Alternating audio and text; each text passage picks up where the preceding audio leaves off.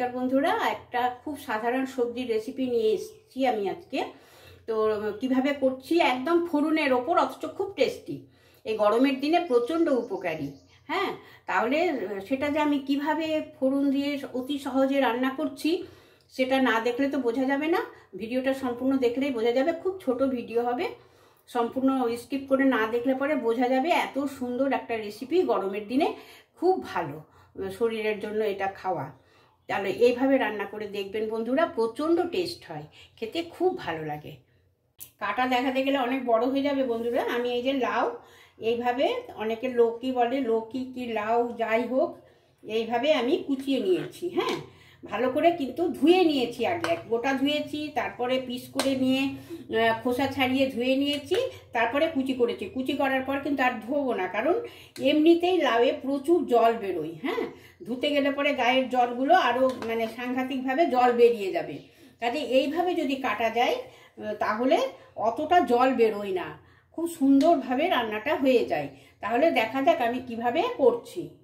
এই যে বন্ধুরা, প্রথমে দেখা যাচ্ছে যে হ্যাঁ ঠিক, আমি মুগ ডাল আর একটু বাদাম ভালো করে ধুয়ে নিয়ে একদম কাঠখোলাতে ভেজে নিচ্ছি, কারণ বাজারের জিনিস একটু তো ধুতেই হবে। এটা আমি একটু ভালো করে ভেজে নিয়ে তুলে রাখবো। তারপরে কি করছি না করছি সেটা অবশ্যই না দেখলে পরে কিন্তু বোঝা যাবে না। আমি ভেজে নিয়ে কখন কিভাবে ব্যবহার করছি সেটা সম্পূর্ণ সিক্রেট। ব্যবহারের সময় দেখা যাবে যে আমি কিভাবে ব্যবহার করছি এটা। এই যে বন্ধুরা, কড়াই বসিয়ে দিয়েছি, কড়াইয়ে সর্ষের তেল দিয়েছি। হ্যাঁ, আর এই যে আমি দুটো শুকনো লঙ্কা দিলাম,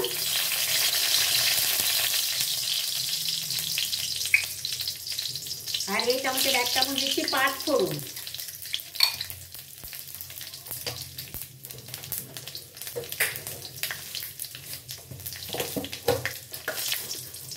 আর এই যে একটু লাল সর্ষে।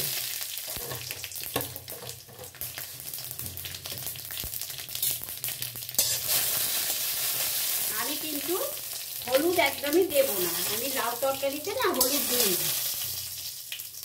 এবার লাউটা এর মধ্যে অ্যাড করে দিলাম।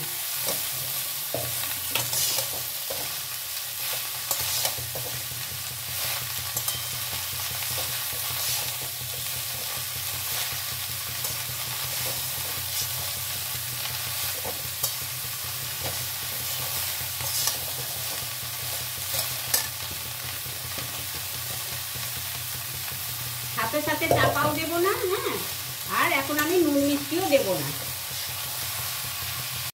অনেকটাই জল কমে, অনেকটাই লাউ কমে গেছে বন্ধুরা, অনেকটাই হেঁটে গেছে, কিন্তু এখানে জলও বেরিয়ে গেছে। হ্যাঁ, তার জন্য এখনো চাপা দিচ্ছি না, এইভাবে নাড়িয়ে যাচ্ছি।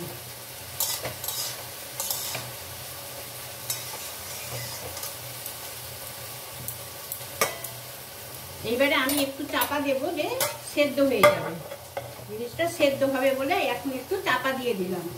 আর একটা কথা বন্ধুরা, ওইটা যে আমি ভেজে রাখলাম মুগ ডাল আর বাদামটা, সেটা এইভাবে একটু কুচি থাকলো। হ্যাঁ, এইভাবে আমি ডাস্ট করে নিয়েছি।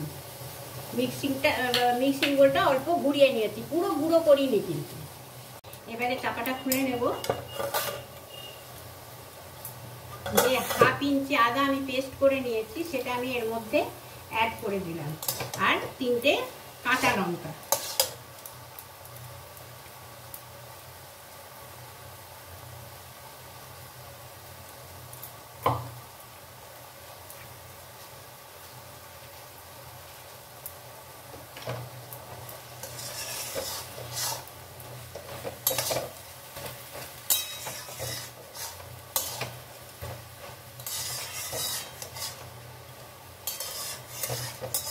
এখনো নুন মিষ্টি কিছু দিইনি, আবার আমি চাপা দিয়ে দিলাম।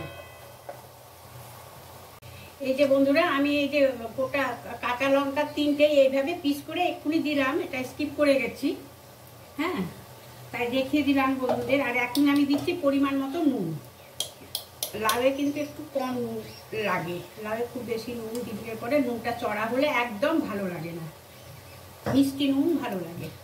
আর আমি একটু দিচ্ছি চিনি। চিনি যদি পছন্দ করেন বন্ধুরা দেবে, না হলে না দিলেও চলবে, এটা অপশনালি।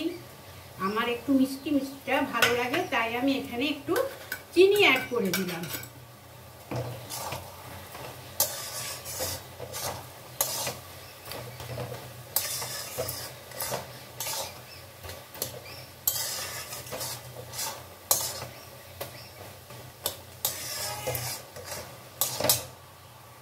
আর এই যে গুঁড়ো করে রেখেছি সেটা আমি এখন হাফ ছড়িয়ে দিলাম,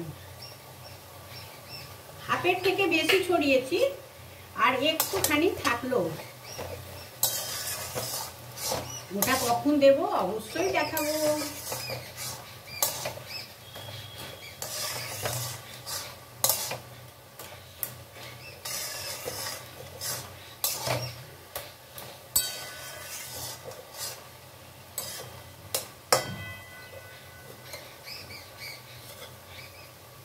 এবার আমি চাপা দিয়ে দিলাম। এই যে বন্ধুরা এখন ঘি দিচ্ছি, হ্যাঁ, এতে ঘিটা দিলে খুব ভালো লাগে। আর সিম করে দিয়েছি, এবারে আমি এটা নামিয়ে নেব।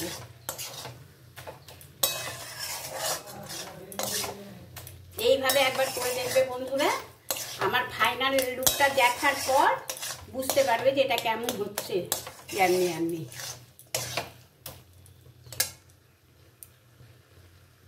এই যে বন্ধুরা একটা প্লেট নিয়ে নিয়েছি, প্লেটে অলরেডি আমি সার্ভ করতে শুরু করে দিয়েছি।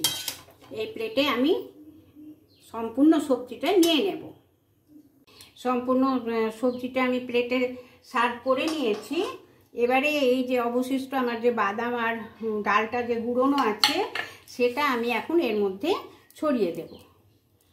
এতে স্বাদটা খুব ভালো হয়, দারুণ লাগে খেতে।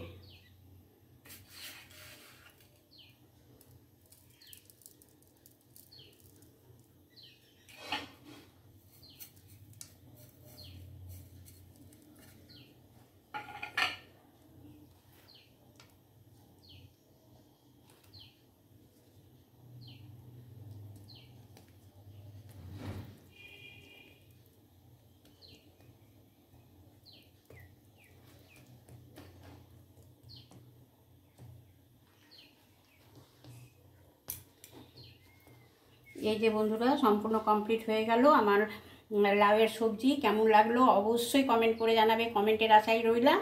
আর লাইক কমেন্ট অবশ্যই বন্ধুরা, অবশ্যই লাইক দিয়ে ভিডিওটি দেখা শুরু করবে।